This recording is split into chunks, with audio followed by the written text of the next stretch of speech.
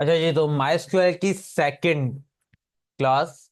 अब इसमें हम ये देख सकते हैं कि working with MySQL databases and tables, क्या हम अपने डेटाबेस और टेबल के साथ काम किस तरह कर सकते हैं। तो इसके ऊपर जाने से पहले मैं पहले आपको ये बता दूं कि हमें थर्ड पार्टी सॉफ्टवेयर की जरूरत होती है, जिसके थ्रू हम अपने पीसी में ही लोकल सर्वर बना सकते हैं, जिसके थ्रू हम अपने डेटाबेस को लाइव देख सकें या इस्तेमाल कर सकें। तो उसके लिए हमें चाहिए होता है बेसिकली जैम्प। जैम्प एक थर्ड पार्टी सॉफ्टवेयर है जो कि आपके सिस्टम को एक लोकल सर्वर में कन्वर्ट कर देता है, और आप उसमें लोकल होस्ट चला सकते हो जिस पे आप अपने डेटाबेस को गेट कर सकते हो या उसके ऊपर काम कर सकते हो। तो जैम्प डाउनलोड करने के लिए आप सिंपल लिखेंगे जैम्प डाउनलोड फॉर विंडोज 10, और जब आपके पास डाउनलोड जैम्प का ये लिंक आ जाए इस पर क्लिक कर रहे हैं और हम आप जाके अपना जैम्प डाउनलोड यहाँ से कर सकते हैं। मेरे पास जैम्प डायरेक्टली इंस्टॉल हुआ हुआ है, आप अपने जैम्प को इंस्टॉल करें और देन आपके पास विंडोज में सिंपल एक कंट्रोल पैनल आ जाएगा। आप जैसी सर्च आइकन में जैम्प लिखेंगे तो यहाँ पे आ रहा होगा जैम्प कंट्रोल पैनल। इस पे आगे क्लिक करें, और इस पे आगे क्लिक करेंगे तो एक पैनल खुलेगा आपके सामने, जिसके ऊपर आपके पास तमाम सर्विसेज अवेलेबल हैं जो कि जैम्प प्रोवाइड कर रहा है। उसमें से हमें जो इस वक्त जरूरत है वो MySQL की है, लेकिन हम अपाची और MySQL ये दोनों ही ये स्टार्ट करेंगे क्योंकि हम दोनों की ही नीड रहती है। तो मैं यहाँ पे स्टार्ट कर देता हूँ दोनों को। ये दोनों को स्टार्ट करने से मेरा जो सर्वर है वो क्रिएट हो गया है और वो रन भी हो गया है। एज अ इंटरनेट बेस्ड जो सर्वर होता है वैसा इंटरनेट बेस्ड सर्वर रन हो गया है। अच्छा, आपको जो याद करना है बेसिकली, जो समझना है वो इसको देखना है कि आपके पीसीज में हो सकता है वो 80 आए या 88 आए, डजेंट मैटर। आपको बस ये पोर्ट नंबर याद करना है। फॉर एग्जाम्पल जैसे ये लिखा हुआ है 88, ये 88 है। आपके पीसी में जो भी हो वो आप लिखोगे। मैं इसको मिनिमाइज कर देता हूँ। अपने क्रोम पे आऊंगा, क्रोम पे आने के बाद मुझे लिखना है local host colon 88 hyphen PHP माई एडमिन हाइफन सॉरी स्लैश, यानी लोकल होस्ट कॉलन 88, वो पोर्ट नंबर जो पोर्ट नंबर मैंने अभी आपको दिखाया। अगर वहां पे 80 लिखा हो तो आप यहाँ पे 80 लिखोगे, और उसके बाद स्लैश PHP माई एडमिन। सही है, ये आपको ओपन कर लेना है। जैसे आप ये ओपन करोगे तो आपके पास इस तरह का एक डेटाबेस का इंटरफेस आ जाएगा, जो कि MySQL का इंटरफेस है, जिसके अंदर देखो यहाँ पे सर्वर भी रन हुआ हुआ है 127.0.0.1, यानी ये वो सर्वर है जिसके ऊपर मेरी मशीन रन कर रही है। अगर आपने कोई डोमेन परचेज किया हुआ है तो यहाँ पे डोमेन का नाम लिखा हुआ था, और यहाँ पे मेरे तमाम डेटाबेस जो मैं बनाता रहूंगा वो यहाँ पे आते रहेंगे। मैं यहाँ से डायरेक्टली भी क्रिएट कर सकता हूँ, एसक्यूएल पे क्यूरीज वगैरह भी लिख सकता हूँ। तमाम डेटाबेस मैं यहाँ से देख सकता हूँ कि मेरे पास कौन कौन से डेटाबेसेस हैं, किस चीज के ऊपर काम कर रहे हैं। प्रिविलेजेस जो हमने लास्ट क्लास में भी देखा था कि हम प्रिविलेज सेट कर सकते हैं, कौन हमारे डेटाबेस को ऐड कर सकता है, कौन एडिट कर सकता है और कौन डिलीट कर सकता है। तो जहां से हम प्रिविलेजेस वगैरह भी सेट कर सकते हैं। और ड्रॉप का मतलब है डिलीट, यानी डेटाबेस को हम डिलीट भी कर सकते हैं पूरे। तो अभी हम इस इंटरफेस से बाहर निकलते हैं और ये देखते हैं कि हमारे प्रेजेंटेशन इस बारे में क्या कह रही है। कि भाई पहले जी चीज हमें समझनी है वो है नेमिंग कन्वेंशन। याद रखिएगा, जब भी हमें कोई चीज क्रिएट करनी होती है, जब भी हम कोई चीज नई बना रहे होते हैं, तो उसके लिए सबसे जरूरी है उसका नाम रखना। हम पहले उसका नाम रखते हैं। जैसे अभी हम पहले पढ़ते हुए आ रहे हैं, जावास्क्रिप्ट पढ़ी हमने और बहुत सारी लैंग्वेजेस पढ़ी। तो उसमें हम वेरिएबल या फंक्शन या कुछ भी चीज बनाते थे तो उसका नेम रखते थे, और नेम रखने के कुछ रूल्स होते हैं। इसके हिसाब से क्या रूल्स है वो देख लेते हैं भाई। While naming a database and it's components, जब आप डेटाबेस को कोई नेम दे रहे हो या उसके कंपोनेंट्स, कंपोनेंट्स का मतलब क्या, आगे देखो वो लिखा हुआ such as tables column and so forth, you will have to follow certain rules. अगर आपको टेबल कॉलम और इस टाइप के और कोई नेम वगैरह रखना है तो आपको इन रूल्स को फॉलो करना पड़ेगा। पहला, you can use any alphabet A to Z, small और कैप्स दोनों, और digits 0 to 9 in the name. आप तीनों चीजें यानी स्मॉल कैप्स, अल्फाबेट्स और 0 to 9 डिजिट्स, ये दोनों ही आप इस्तेमाल कर सकते हो नेम रखने के लिए। A name can start with a digit. Name digit से स्टार्ट तो हो सकता है, जैसे मैं अगर मैं डेटाबेस बना रहा हूं स्कूल का, तो मैं 1 स्कूल 2 स्कूल कर सकता हूँ, डिजिट से स्टार्ट हो सकता है, but can not contain only digit. लेकिन ऐसा नहीं हो सकता मैं 3 4 5 डेटाबेस का नाम ये रखूं जिसमें सिर्फ वो सिर्फ डिजिट हो, कोई अल्फाबेट ना हो। अगर मैं 3 4 5 ए भी लगा दूंगा ना एंड में, तो वो एक्सेप्टेबल होगा और डेटाबेस मेरा बन जाएगा। तो ये रूल हमें ध्यान में रखना है, because you can not distinguish it from a number, क्योंकि आप सिर्फ नंबर से डेटाबेस का नाम नहीं रख सकते। You cannot use dot slash or backward slash within the name because it acts as the separator.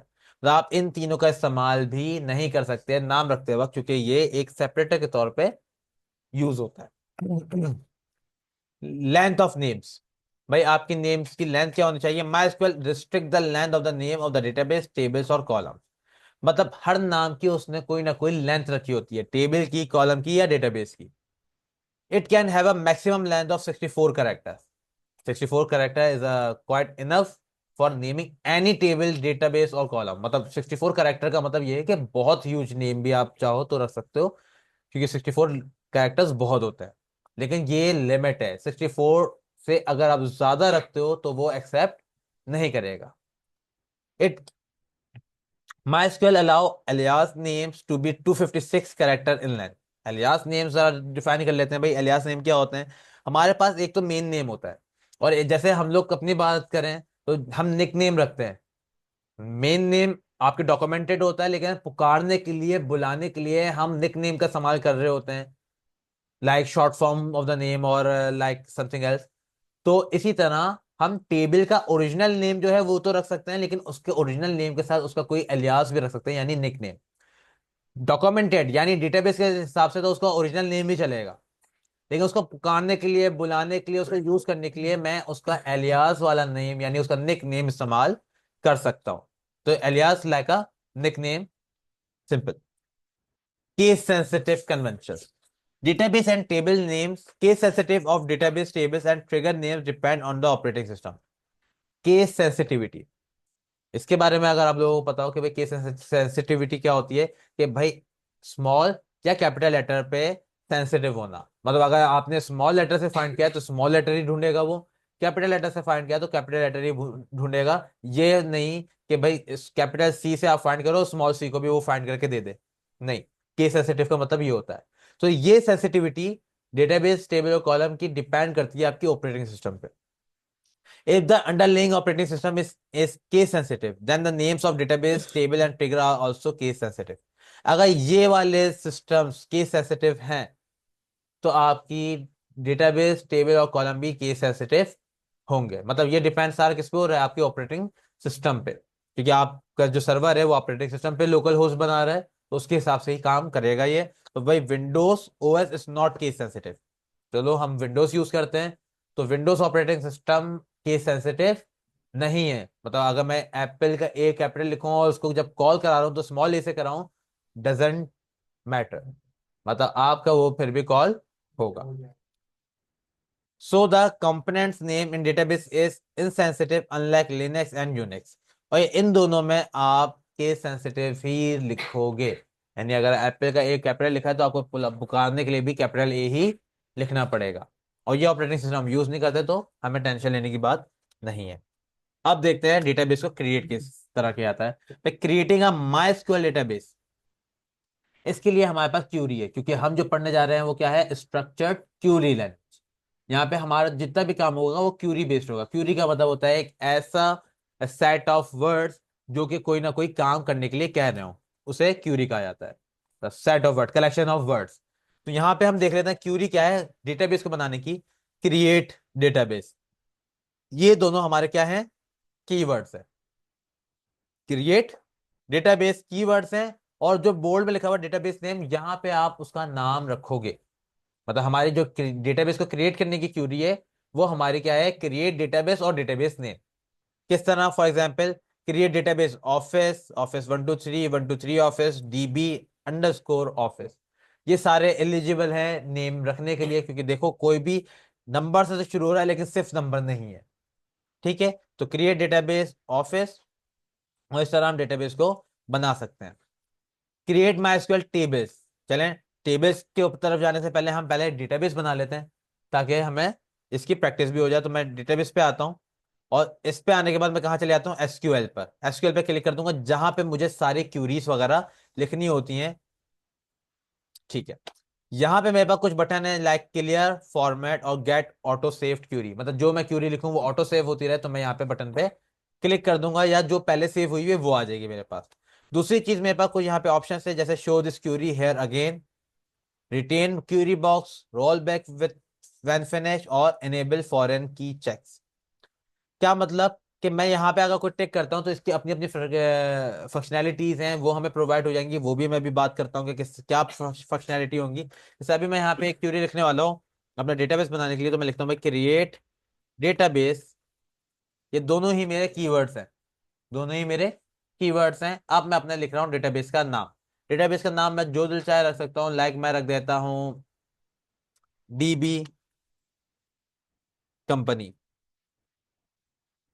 यानी डेटाबेस किसी भी कंपनी का, ठीक है, डीबी कंपनी।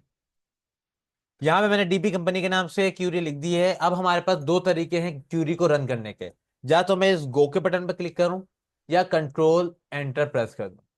अगर कंट्रोल एंटर प्रेस करूंगा तब भी मेरी क्यूरी रन हो जाएगी, और गो के बटन पर क्लिक करूंगा तब भी मेरी क्यूरी रन हो जाएगी। मैं इस गो के बटन पर क्लिक कर देता हूं, मेरी क्यूरी रन हो गई। अच्छा, मेरा आप देखें तो क्यूरी बॉक्स जिसके ऊपर मैंने क्यूरी लिखी थी वो क्या हो गया, बंद हो गया, क्लोज हो गया। और मेरे पास यहाँ पे एक लिखा हुआ आ गया कि भाई आपकी माइस्क्वेल की जो क्यूरी है वो आ गई है, बन गई है। और देख लेते हैं भाई हमारे पास यहाँ पे काफी सारे डेटाबेस आ रहे हैं। तो डीबी कंपनी के नाम से कोई डेटाबेस आया है, यहाँ नहीं आया। क्यों? क्योंकि एक डीबी का एक फोल्डर बन गया है, इस पे मैं अगर प्रेस करूँ तो डीबी के नाम से और भी डेटाबेसेस है, तो इसलिए एक फोल्डर में उसने ऑटो पे रख दिया, उसको स्ट्रक्चर कर दिया। और मेरा जो डीबी कंपनी जो मैंने अभी बनाई है वो यहाँ पर आ गई है, डेटाबेस मेरा क्रिएट हो गया। इस पे मैं क्लिक कर लेता हूं तो अब देखो मैं अपने डेटाबेस के अंदर आ चुका हूं। यहाँ पे दिखा रहा है कि इस सर्वर के अंदर डेटाबेस है एक डीबी कंपनी के नाम से है, मैं उसके अंदर अभी हूँ। दोबारा से मैं एसक्यूएल पे क्लिक कर दूंगा। अब मैं जो भी चीज लिखूंगा वो बेसिकली मेरे डेटाबेस के अंदर रहते हुए लिखूंगा, क्योंकि मैं उस डेटाबेस में चेंजेस करना चाह रहा हूँ। तो जिस डेटाबेस में आपको चेंजेस करनी है आप उस डेटाबेस को पे आ जाओगे, उस डेटाबेस पे काम करोगे। तो अब वापस आते हैं और देखते हैं कि भाई ये हमें टेबल बनाने के लिए क्या कह रहा है। तो टेबल बनाने की हमारे पास क्यूरी है क्रिएट माइस्क्वेल टेबल्स। जब टेबल बनाने हैं माइस्क्वेल के तो किस तरह बनाएंगे, create table, table name. Table create table हमारा कीवर्ड है, जैसे क्रिएट डेटाबेस था वैसे ही हमारा क्रिएट टेबल है। अच्छा, यहां पे हमें टेबल नेम के बाद भी कुछ चीजें और डिफाइन करनी है। लाइक कि हमने क्रिएट टेबल, टेबल नेम तो लिखा, फिर राउंड ब्रैकेट में हमें उसको बताना होगा कि कौन कौन से कॉलम्स हैं। जैसे हमारा सीरियल नंबर या ID, name, age, salary, email ID, phone number, जो जो कॉलम्स हमने रखने हैं वो सारे कॉलम्स हम यहाँ पे रखेंगे। सेकंड चीज, हर कॉलम नेम के आगे कॉलम की टाइप होगी। कॉलम की टाइप यानी उस कॉलम में किस टाइप का डेटा आने वाला है, स्ट्रिंग या नंबर। और भी हमारे पास डेटा टाइप्स होती है, लेकिन हम ज्यादातर जो स्ट्रिंग और नंबर लिखते हैं। यहाँ पे नंबर को कहा जाता है इंटीजर, यानी आईएनटी, सही है। और स्ट्रिंग को कहा जाता है वारचार, वार 4, VARCHAR, सही है। तो स्ट्रिंग को कहा जाता है वारचार और नंबर को कहा जाता है इंटीजर। तो यहाँ पे ये दो कीवर्ड्स यूज होते हैं, वारचार और इंटीजर। अच्छा, इंटीजर में कोई वैल्यू देने की जरूरत नहीं है, लिमिट, लेकिन वारचार में आप लिमिट दे सकते हो, और आपको लिमिट देनी होती है। तो आप वो लिमिट आपके ऊपर है कि आप 200 रखो, 300 रखो, डजेंट मैटर, आप कोई भी लिमिट रख सकते हो। तो भाई टेबल बना के देख लेते हैं। मैं यहाँ पर आया, मैं लिखता हूँ भाई क्रिएट, टैब प्रेस किया, क्रिएट लिखा हुआ आ गया, क्रिएट टेबल स्पेस टेबल का नेम। लाइक मैं अभी जो टेबल का नेम बना रहा हूँ वो एम्प्लॉय का बना रहा हूँ, तो TBL एम्प्लॉय, EMP, सही, टेबल एम्प्लॉय, एम्प्लॉय का टेबल बना रहा हूँ मैं। अब इसके आगे मैंने राउंड ब्रैकेट्स लगाए दो, एंटर कर दिया। अब इसके बीच में मैं क्या लिखने वाला हूँ, अपने कॉलम्स के नेम। पहले कॉलम का नाम है मेरा आईडी, क्योंकि जाहिर सी बात है हमारे पास सबसे पहली जो चीज होती है वो क्या होती है, आईडी होती है। और आईडी के बाद मैं क्या लिख दूंगा, स्पेस देके कि वो किस चीज की आईडी है। हमारे पास यहाँ पे स्पेस देके आ जाएगा इनिट इंटीजर कॉमा, एंटर करता हूँ। अब आईडी के बाद मेरे पास क्या है, EMP नेम, जो कि है एक वारचार, जो कि आ गया 100 या 200, जो भी आप देना चाहो। तो हम इस तरह पूरा लिखते रहेंगे जिस तरह यहाँ पे लिखा हुआ है, आईडी, इनिट, नेम, वारचार, और राउंड ब्रैकेट में आपके वो कैरेक्टर्स आते रहेंगे, और हर टेबल यानी हर कॉलम के बाद आपका क्या आता रहेगा, कॉमा। लेकिन लास्ट वाले में आपका कॉमा नहीं आएगा। तो वापस आते हैं, मैंने यहाँ पे दो और लिख लिए हैं, कुछ और लिख लेते हैं। कॉमा डाला मैंने एम्प्लॉय नेम के बाद, मैंने कर लिया भाई ईमेल, ईमेल भी वारचार है, सही है।